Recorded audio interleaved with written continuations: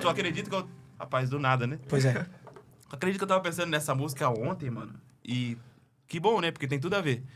Sempre no banho, né? Como é que pode? Aquela água caindo aqui. Eu acho que tem um portal Tem no banho, um- boy. Às 3 da Se Eu manhã. acho que tem um... Se você Cadê tomar o um banho banho? às Cadê o banho 3 da agora? manhã... E eu tava... Cara, eu comecei a cantar essa música... Ô, boy. Não começa a rir, não. Pô, cara, meu portal não Pra quem não sabe, o Tomate tá carregando algo nesse Você quer dia. contar Ele não pode rir. Você quer Deixa contar a alguma boca. Depois a gente conta, mas ele não pode rir muito, que dá um desmaiozinho ali, tá? Deus me leva. Cara, eu tava cantando essa música, mano. Canta, sabe quando você fica Essa cantarolando? música tem um negócio. E comecei a cantar, né? Eu te levo comigo, amado.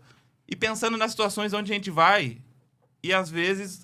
Cara, tem várias situações que às vezes tá só você pode fazer algo errado e não tem ninguém te vendo. Você pode colocar numa vaguinha de deficiente, assim. Qual que é o problema? Eu tô falando uma coisinha besta, tá? Sim. Pra não falar coisa pesada aqui pro YouTube não derrubar, né? A nossa live. Ou pra não pesar o clima, Ou né? pra não pesar o clima. Eu tô falando coisa leve. Daí, sabe qual eu comecei numa pensação assim, mano, será que quando a gente tá fazendo uma parada assim, eu tô levando Jesus comigo? E fiquei naquela neura assim, sabe? Fiquei ali...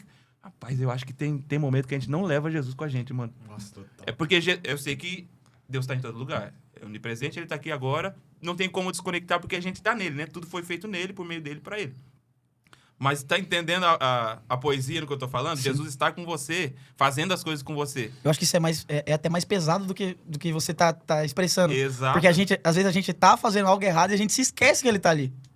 E a própria palavra diz que a gente faz tudo para a glória dele, para a manifestação da glória dele. Tem Então, coisa que não é pra glória, não. é isso. Exato! Aí É isso você que eu tava tá entendendo a pensando. essência. Tem Porque, assim, hora Essa é a pureza. O que eu comecei a pensar? Se você tá numa mesa e você sente que Jesus não deveria estar ali, você sentiria vergonha dele estar ali, essa mesa é a mesa que você deveria estar? Eu vi o pastor falando isso uma vez. É mesmo? Tipo, Jesus, ele pode estar aqui agora? Ia tá top igual? Ele ia estar contente? Ele ia estar feliz com o que ia estar acontecendo aqui? Ele tá falando amém, né? Amém. Amém. Com certeza. Com certeza, essa aqui sim. O Osés é cirúrgico, Ele né? tá que tá. Mas eu fiquei nessa pensação, só queria compartilhar com vocês, porque às vezes a gente canta, às vezes a parada. Claro. E às vezes o cara tá ali tocando, Ué. cantando Te Levo Comigo, Ué, mas ele mas acabou de sair de uma situação onde Jesus não tava com ele. Você entra num assunto tão perigoso agora. Eu me lembro, eu frequentava na minha adolescência um lugar lá em Recife chamado Shores of Grace. Que Repete, Só pastor. fala de novo, por favor. Repete, pastor. Shores of Não, Grace. deixa eu virar pra você falar a palavra. Shores Faz of um acorde Grace. junto pra Não, ter mas sentido. como é Vai que é o lá. nome? Pela quinta vez, Shores of Grace. Que são de uma família missionária lá dos Estados Unidos. Nativos americanos que vieram aqui pro Brasil com o chamado de Deus. Aí, olha que interessante. Toda segunda-feira, eles faziam um culto aberto numa casa lá em Recife. O trabalho missionário deles lá é justamente para cuidar de mulheres da rua e pessoas nesse tipo de situação, assim. Ok. E então eles fazem esses cultos abertos para apresentar Cristo para essas meninas de rua. E, enfim, de alguma forma a presença de Deus foi tão forte que um foi falando pro outro e dava 300, 500 pessoas. Aliás, hoje eles têm boas músicas aí no YouTube, vocês podem procurar. E eles sempre pregavam. E o Nick pregando, muito interessante, o versículo que ele trouxe. Tem uma parte que Jesus fala, talvez você possa dar um Google e me ajudar, e vocês conhecem o caminho.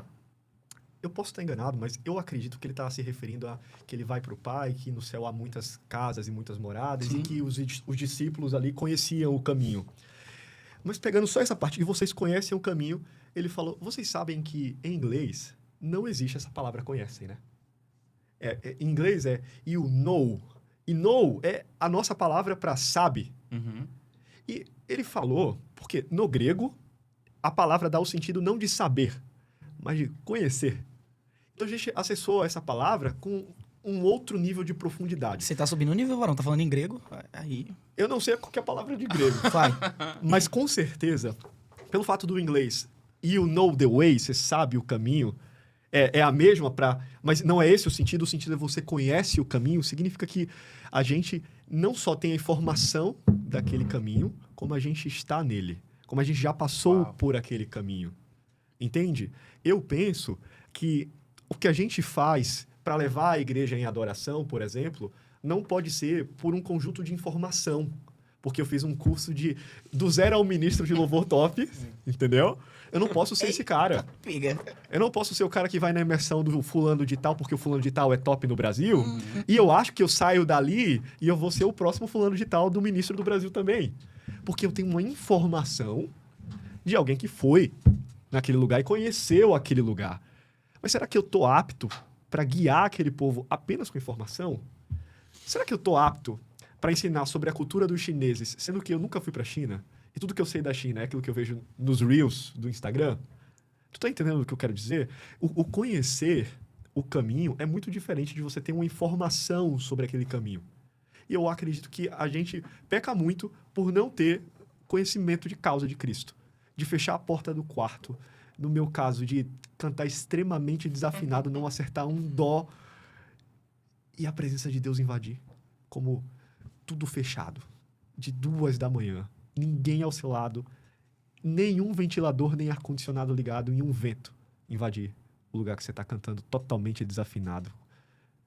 E esse vento toma formato de uma mão. E encosta nas suas costas. E você até para, porque fisicamente eu senti. Eu olhei para trás, eu não vi ninguém. Mas não era uma mão quente, era um vento em formato de mão. Poucas vezes eu contei isso para as pessoas. E dessa vez ficou registrado. E ali eu cheguei a essa conclusão que Deus realmente não está tão preocupado assim se eu estou cantando afinado.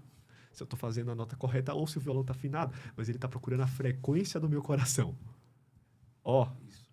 Ali, irmão, eu entendi com uns 15 para 16 anos que talvez a gente tem que ir para esse lugar aí.